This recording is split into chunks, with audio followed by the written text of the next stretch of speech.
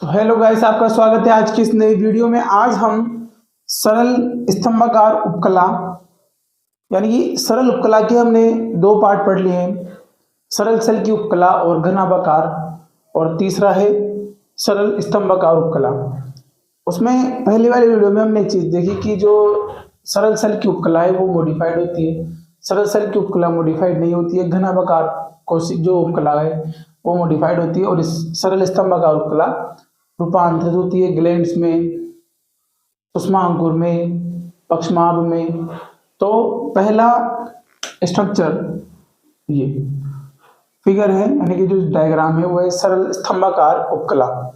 सरल स्तंभाकार उपकला, सरल स्तंभाकार उपकला, स्तंभाकार मतलब स्तंभ की जैसी आकृतियां, बिल्डिंग्स टाइप आकृति रहेगी इसकी, इस उपकला की कोशिकाओं की। तो कोशिका इस प्रकार रहती है, जैसे ये आधार कला है, बेसमेंट मेम्ब्रेन, ये इसके ऊपर ऐसे ऐसे ऐसे ऐसे ऐसे कोशिका अरेंज रहती है, पतली लंबी स्तंभाकार जैसी, पतली पतली लंबी लंबी होती है। इसका जो केंद्रक है बहुत सी कोशिकाओं में, जैसे ये कोशिका है इसमें सेंटर में केंद्रक रहता है, लेकिन इसका लंबे होने के कारण आधारीय भाग में, जो नीचे का भाग है आधार कला का, उसमें दीर्घीकृत केंद्र यानी बड़ा केंद्र रहता है, मतलब बड़ा रहता है, दीर्घीकृत केंद्र रहता है सेल के आधार भाग में यानी नीचे की तरफ। पित्त वाहिनी, ये बहुत इंपॉर्टेंट है कि आखिर वाहिनी कहाँ पाई, मतलब जो उपकला कोशिका है, उपकला स्ट्रक्चर है, वो आखिर पाई कहाँ जाती है। जैसे अभी कल जो 7 तारीख को नीट का पेपर हुआ उसमें भी आया है कि जो नेफ्रॉन है, जो प्रकक है, उसके नलिकाकार भाग में कौन सी संरचना पाई जाती है। जैसे मिलान वाले क्वेश्चन आते हैं ना, वो क्वेश्चन आया हुआ है, तो उसमें आएगा घनाकार उपकला। तो ऐसे क्वेश्चन बनते हैं, जो ये बस इंपॉर्टेंट है कि कोशिका कहाँ पाई जाती है, जो इसका रूपांतरण है वो कहाँ पाया जाता है। इसके बाद ये फर्स्ट, ये सेकंड, ये थर्ड और ये फोर्थ, ऐसे पढ़ेंगे एंटी क्लॉकवाइज। तो पहली देखते हैं जो स्तंभाकार उपकला है, जो स्तंभाकार उपकला है ये ग्लैंड्स के रूप में कैसे कार्य करती है। जैसे पहली कोशिका, दूसरी कोशिका, अभी तीसरी कोशिका का कुछ ऐसा होगा कि ये है ना म्यूकस यानी कि जो श्लेष्म है वो रिलीज करना शुरू कर देगी, मतलब अपने आप ऐसा रूपांतरण ले आएगी कि है ना म्यूकस निकालने लग जाए, श्लेष्मा निकालने लग जाए। तो इसका नाम फिर अपन रख देंगे ग्रंथिल स्तंभाकार उपकला। ग्रंथिल यानी कि ग्लैंड्स जो अपने आप में से म्यूकस या कुछ पदार्थ रिलीज करे उसे बोलते हैं ग्रंथि ग्लैंड्स। तो ऐसे मॉडिफाइड हो जाती है, ये पाई जाती है आमाशय, मलाशय यानी कि रेक्टम और कोलन। इस जो इतनी सारी कोशिका में से जो कोशिका श्लेष्मा यानी कि म्यूकस स्त्राव करती है उसे बोलते हैं कलश कोशिका या ग्लोबुलेट सेल।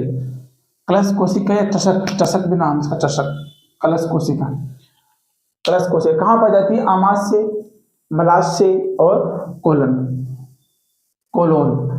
इसके बाद दूसरी देखें तो ये बन गई अपने ग्रंथिल यानी कि ग्लैंड्स। और अब दूसरा रूपांतरण देखते हैं, दूसरा रूपांतरण, ये सेकंड रूपांतरण है इसका, मतलब जो मॉडिफाइड हुई है। तो ये हो गई अपने इसमें सूक्ष्मांकुर में, जो इसके प्रवर्ध है, मतलब प्रवर्ध तो नहीं बोलेंगे, प्रवर्ध किसे बोलते हैं, पेड़ पौधों में। तो ये सूक्ष्मांकुर है, माइक्रोविलाई है सूक्ष्मांकुर।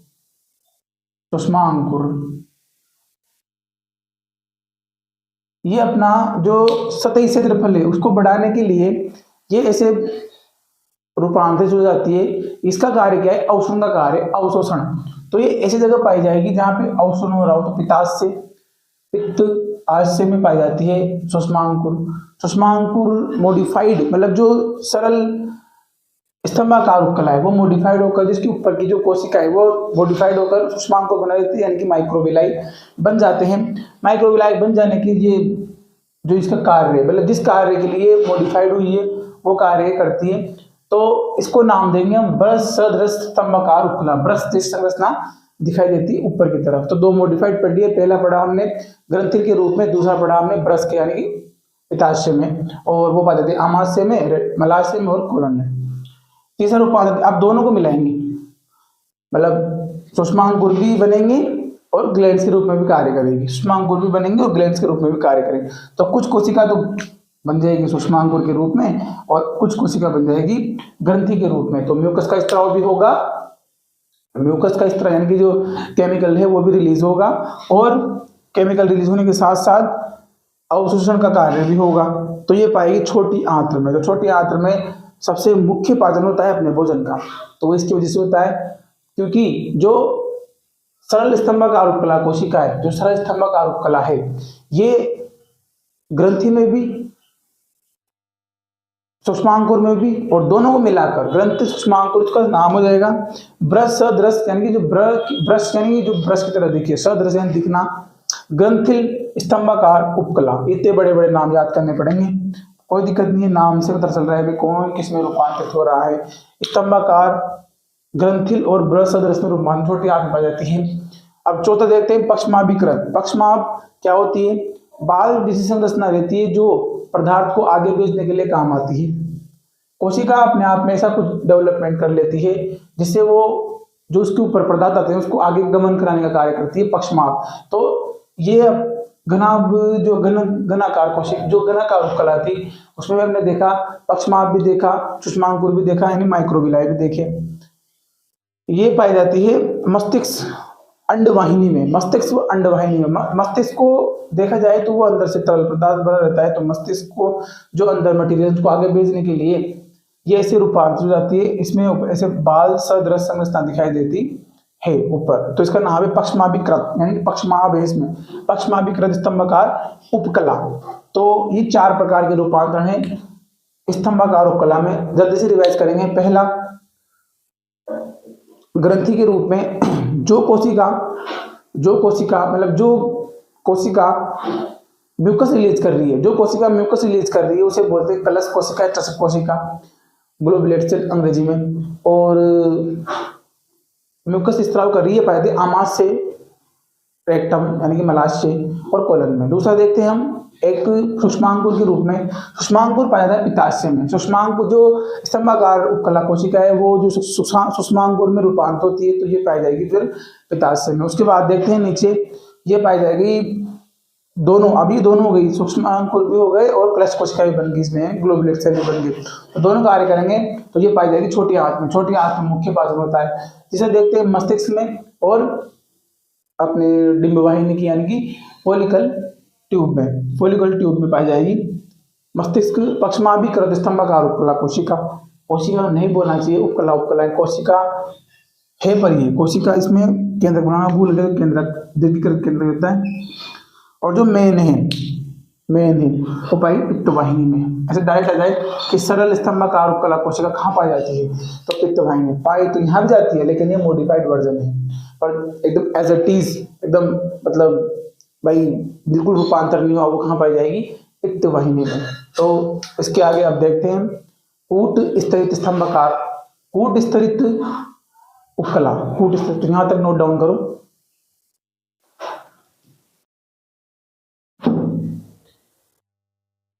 तो हेडिंग लगाएं कूट स्तरित स्तंभाकार उपकला। हेडिंग लगाने से पहले जो कल इसकी मतलब जो पहली स्लाइड थी उसके बारे में रिवीजन कर लेते हैं। स्तंभाकार उपकला ऊतक 4 प्रकार से डेवलपमेंट करती है। पहले ये पढ़ते हैं कि स्तंभाकार उपकला कोशिका कहाँ कहाँ पाई जाती है। तो एज इट इज अगर रूपांतरण ना हो किसमें, स्तंभाकार उपकला ऊतक में, तो ये पाएगी पित्तवाहिनी में, जो इसका केंद्र की वो दीर्घीकृत होता है, बड़ा केंद्रक होता है। पतली व लंबी लंबी संरचना, कोशिकाओं की संरचना लंबी लंबी होती है। 4 प्रकार से करेगी। पहले देखते हैं अपन ग्रंथिल, तो ग्रंथिल पाई जाएगी अपने आमाशय मलाशय में। दूसरा देखते हैं अपन सूक्ष्मांकुर यानी कि माइक्रोविलाई के रूप में, तो माइक्रोविलाई के रूप में जब पाई जाएगी तो ये पाई जाएगी अपने पित्ताशय में, जब कुछ नहीं है तो पित्तवाहिनी में। लेकिन जब सूक्ष्मांकुर के रूप में हो जाती है उसे बोलते हैं ब्रश सदृश स्तंभाकार उपकला। ब्रश सदृश यानी कि ब्रश के समान दिखाई देती है, तो कहाँ पाई जाएगी, पित्ताशय में। उसके बाद देखते हैं अपन दोनों के रूप में, ग्रंथिल के रूप में भी कार्य करे और सूक्ष्मांकुर भी डेवलपमेंट हो जाए, तो ये पाई जाएगी आंत्र में। और आंत्र वो स्थान है जहां पर भोजन का मुख्य पाचन होता है। इसके बाद थर्ड देखते हैं अपन पक्षमाभिकृत, जो स्तंभाकार उपकला है वो पक्षमाभ के रूप में पक्षमाभिकृत हो जाती है, तो ये पाई जाएगी अपने डिंबवाहिनी में और मस्तिष्क में और डिंबवाहिनी में। डिंब वाहिनी और मस्तिष्क में पाई जाएगी। अब हेडिंग लगाएं कूट स्तरित स्तंभाकार उपकला। ये एडवांस वर्जन है किसका, स्तंभाकार उपकला का। तो देखते हैं इस प्रकार की उपकला में दो प्रकार की कोशिकाएं पाई जाती है। दो प्रकार की कोशिकाएं पाई जाती है, एक छोटी एक बड़ी। और दोनों कोशिकाओं के केंद्रक, इनमें केंद्रक भिन्न भिन्न स्तर पर पाए जाते हैं। मतलब कोई एक लेवल फिक्स नहीं है, कोई केंद्रक यहाँ मतलब कोई कोशिका छोटी है तो बड़ी है, तो उसके केंद्रक भिन्न स्तर पर पाए जाते हैं। यह आभासीय रूप से दो परत वाली होती है। आभास किया जाए तो अलग अलग जगह पर केंद्रक हैं तो स्तर तो अलग अलग दिखाई देंगे, लेकिन परंतु दिखती है यह सभी कोशिकाएं एक ही आधार कला पर होती है। ये जितनी भी कोशिकाएं छोटी बड़ी, इसका जो बेसमेंट मतलब जो जहां से ये जुड़ी हुई है वो एक सेम होता है, पर आभास ऐसा होता है कि अलग अलग स्तर हैं।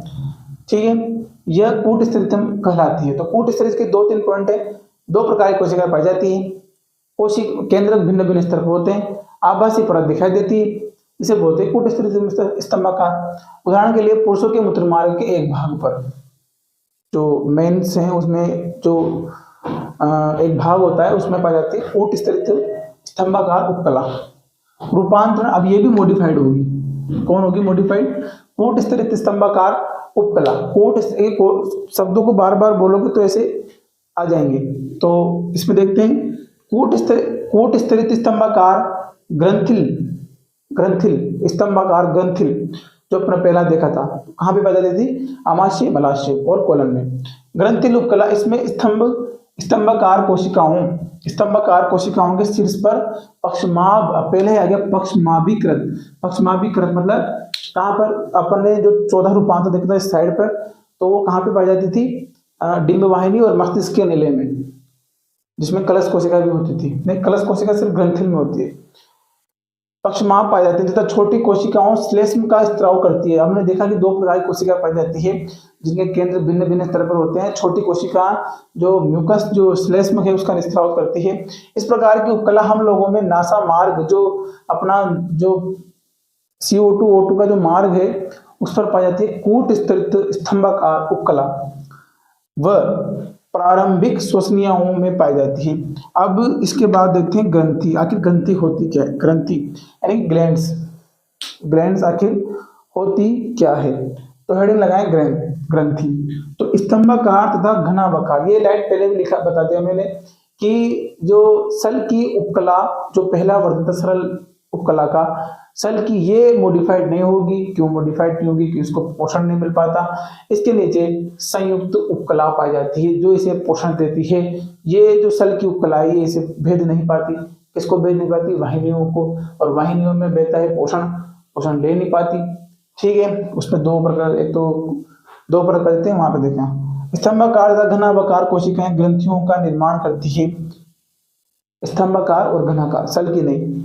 यह ग्रंथियां पदार्थ का संश्लेषण करके उनको मुक्तता स्त्रावित करती है। मुक्त स्त्राव का मतलब एक ही है, संश्लेषण का मतलब है बनाना, यानी कि ये कोशिकाएं जो है मॉडिफाइड होकर ग्रंथि का निर्माण करती है। कौन, घनाभाकार और स्तंभाकार कोशिकाएं, उपकला कोशिकाएं, ये मॉडिफाइड होकर स्तंभाकार कोशिकाएं ग्रंथियों का निर्माण करती है जो कि पदार्थ को मुक्त या स्त्रावित करती है।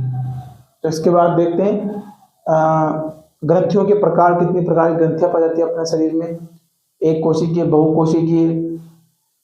तो हेडिंग लगाएं या तो नोट डाउन करो। तो ग्रंथियों के प्रकार में हम दो आधार लेके चलेंगे। पहले तो हेडिंग लगाएं ग्रंथियों के प्रकार। पहला देखेंगे कोशिका की संख्या के आधार पर, दूसरा देखेंगे हम ग्रंथियों के स्त्राव के निष्कासन के आधार पर आखिर कितनी मात्रा में कोशिका स्त्रावित कर रही है पदार्थ को, जो ग्लैंड्स है, जो कोशिका ये ग्लैंड्स में रूपांतरित हो गई है, कलश कोशिका को छोटी कोशिका। तो आमाशय में पाई जाती है एक कोशिकीय ग्रंथि। कौन, ये कलश कोशिका जो है ये कहाँ पाई जाती है, आमाशय में। तो ग्रंथियों के प्रकार में पहले आधार लेके चलेंगे अपन कोशिका की संख्या के आधार पर। तो दो प्रकार की होती है, एक कोशिकीय, बहुकोशिकीय। एक कोशिकीय, इसमें केवल एक कोशिका ही पदार्थ का संश्लेषण करती है। एक कोशिका ही पदार्थ को बनाती है, उसको रिलीज करती है, उसे बोलते हैं एक कोशिकीय ग्रंथि। वह उसका स्त्राव करती है, उसको बाहर निकालती है। दो प्रकार की है अपने कोर्स में, जैसे एक तो ग्लोबुलेट सेल यानी कि कलश कोशिका, और एक पीनियत सेल यानी कि इसका नाम छोटी आंत में बताती है लाइसोजाइक एंजाइम। ये सब टॉपिक हैं आगे ग्रंथियों के नाम से, तो वहां से अच्छे से पढ़ेंगे। लाइसोजाइक एंजाइम का स्त्राव करती है कौन? पीनियल ग्रंथि। पीनियल ग्रंथि, पीनियल नहीं, पेनेथ, पेनेथ बोलते, पेनेथ, पेनेथ, पेनेथ ग्लैंड, यानी कि ये एक कोशिकी होती है, इसमें बहुकोशिका नहीं होती है। तो फटाफट याद करेंगे, एक कोशिकी के उदाहरण पीनेथ और ग्लोबुलेट यानी कि चषक कोशिका या कलश कोशिका। दूसरा बहुकोशिकी, यह बहुकोशिकाओं के पुंज के बहुत सारी कोशिका, मतलब बहुत सारी कोशिका मिलकर पदार्थ को बनाती है और उसको रिलीज करती है, तो उसे बोलते हैं बहुकोशिकीय ग्लैंड यानी कि बहुकोशिकीय ग्रंथि। लार ग्रंथि, अश्रु ग्रंथि, लार जो अपने खाना खाते हैं इसमें मुंह में लार आती है, तो ये बहुकोशिकीय मतलब बहुत सारी कोशिका मिलकर इस लार को बनाती है। और दो इसकी देख ली, दो इसकी देख ली, लार ग्रंथि और अश्रु, जो आंसू आते हैं अपने, अश्रु ग्रंथि बोलते हैं उसे। दूसरा आधार देखते हैं, तो कोशिका के आधार पर दो प्रकार की एक कोशिकीय बहुकोशिकीय उदाहरण इंपोर्टेंट है। तो पहली एक कोशिकीय दो प्रकार की देती है, पीनेथ और कलश कोशिका। दूसरी बहुकोशिकीय दो प्रकार की देखिए, अश्रु और लार ग्रंथि। उसके बाद दूसरा आधार देखते हैं अपन निष्कासन के आधार पर।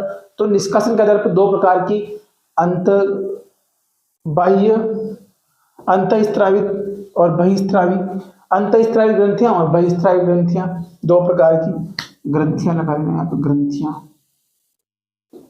अंतःस्रावी ग्रंथियां और बहिस्रावी ग्रंथियां बहुत ही इंपॉर्टेंट है। ये दोनों इतने इंपॉर्टेंट नहीं जितने है। तो स्रावित के आधार पर यानी कि स्त्रावण के आधार पर दो प्रकार की देखी। तो पहली है अंतःस्रावी ग्रंथि, अंतःस्रावी ग्रंथि। पहले देखेंगे बहिस्रावी। तो यह ग्रंथियां अपने स्त्राव को नलिका के माध्यम से किसी ना किसी उपकला की सतह पर मुक्त करती है। ऐसी ग्रंथियां अपने लक्ष्य स्थल लक्ष्य अंगों में के पास ही पाई जाती है। ऐसी ग्रंथियों में एंजाइम, मोम, तेल, अश्रु, दुग्ध, श्वेत इत्यादि स्त्रावित होता है। तो अंतःस्रावी ग्रंथियों के पास नलिका होती है, जो कि अपने जो एंजाइम बना हुआ है, जो अपने जो दोनों कोशिका, जैसे एक कोशिका बहुकोशिकीय ये लार बना रही है, आंसू बना रही है, तो जो बहिस्रावी ग्लैंड्स हैं, बहिस्रावी जो कोशिका है, ये ग्रंथियां अपने स्त्राव को नलिका के माध्यम से, मतलब जो ये कोशिका है, जो ये ग्लैंड्स, इसके पास नलिका होती है माध्यम से किसी ना किसी उपकला, कोई भी उपकला, बहुत सारी उपकला पढ़ लिया अपने पहले, कोई भी उपकला की सतह पर मुक्त कर देती है, सतह पर मुक्त कर देती है। जैसे एक डायग्राम समझते हैं, जैसे कि ये मान लो बहिस्रावी ग्रंथि है, क्या ये बहिस्रावी ग्रंथि, और यहां पर जा रही है संयुक्त उपकला,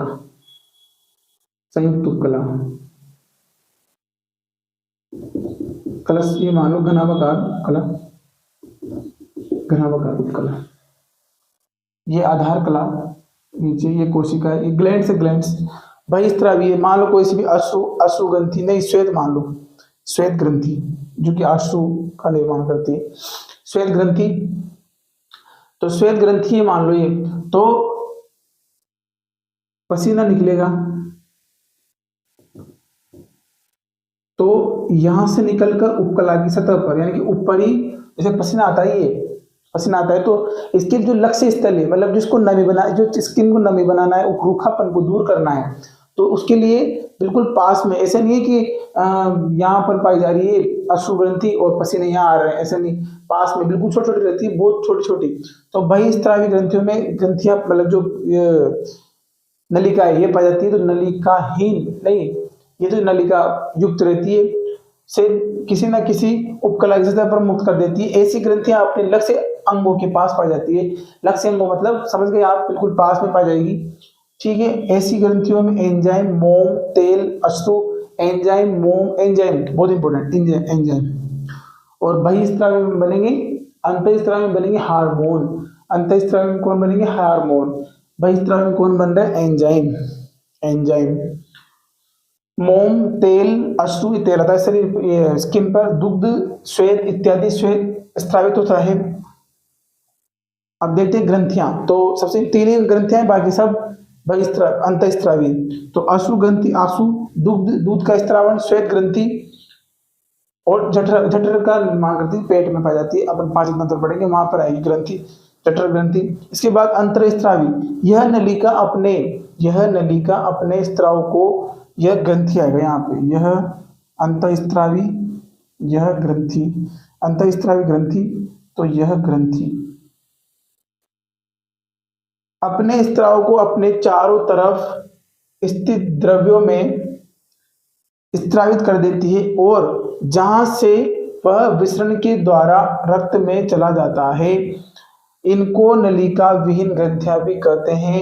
इनके स्त्राव हार्मोन कहलाते हैं। बहुत इंपॉर्टेंट है, इसके बहुत सारे एग्जांपल है, पीनियल ग्रंथि, Piyush, thyroid, parathyroid, thymus gland और एड्रिनल ग्लैंड। तो थायराइड, पैराथायराइड, पीयूष ग्रंथि, पीनियल ग्रंथि और एड्रिनल ग्रंथि, जिससे एड्रिनल हार्मोन का निर्माण होता है। हार्मोन कौन निकालती है? अंतःस्रावी ग्रंथि। अंतःस्रावी ग्रंथियों से हार्मोन का निर्माण होता है। बहिःस्रावी ग्रंथियों से एंजाइम, मोम, तेल, इनका निर्माण होता है। और ये नलिका विहीन, इनके पास नलिका नहीं पाई जाती है। ये अपने जो हार्मोन को उसको ऐसे द्रव्य में छोड़ देती है, जो एंजाइम विसरण की सहायता से इसमें जाता है। ये नलिका मतलब जैसे विसरण के द्वारा रक्त में चला जाता है। फिर अपने लक्ष्य स्थल पर जाना होगा तो जाना जाता है। इनको नलिका विहीन ग्रंथि भी कहते हैं। इनके स्त्राव हार्मोन होते हैं। हार्मोन जैसे थाइमस अलग हार्मोन निकालेगा, एड्रिनल हार्मोन निकालता है। इसके बाद थर्ड हेडिंग लगाएं, मिश्रित यानी कि संयुक्त, मिश्रित। उसमें एक लाइन लिख दे बहुत छोटी सी कि जैसे अंतःस्रावी, बहिःस्रावी, देखिए बहिःस्रावी में नलिका पाई जाती है, अंतःस्रावी में नहीं पाई जाती है। तो जो मिश्रित है, ये दोनों का मिला जुला रूप है, जो कि अग्नाशय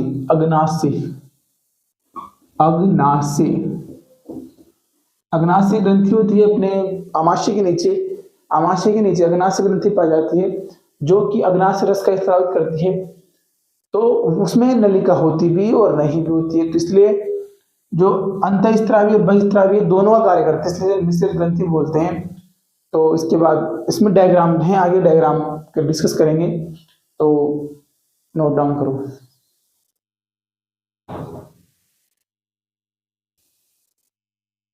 तो इसके पहले हमने अंतःस्रावी ग्रंथियां, बहिःस्रावी ग्रंथियां व मिश्रित ग्रंथि देखा, वही कार्य कैसे करती है डायग्राम के माध्यम से समझते हैं। तो पहले देखते हैं बहिःस्रावी ग्रंथि। तो बहिःस्रावी ग्रंथियों में नलिका नहीं पाई जाती है, ये नलिका पाई जाती है? आप खुद बताओ।